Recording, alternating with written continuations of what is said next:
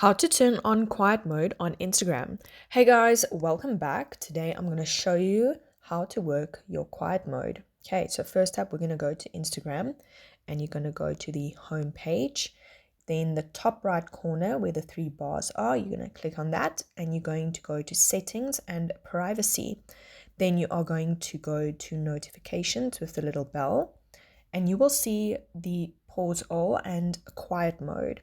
So just remember, to get these features, you have to have the newest update of Instagram.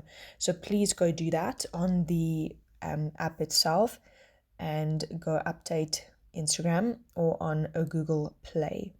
Right, so with pause all, that is one option that you can use if you don't have the quiet mode yet. So you can choose for 2 hours, then it is a temporary pause. Okay.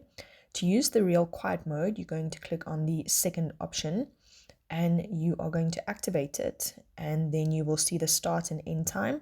And you can just select your start time and end time, and it will be in quiet mode. Okay, I hope you guys enjoyed and that this was helpful. Please don't forget to like, subscribe, and leave a comment.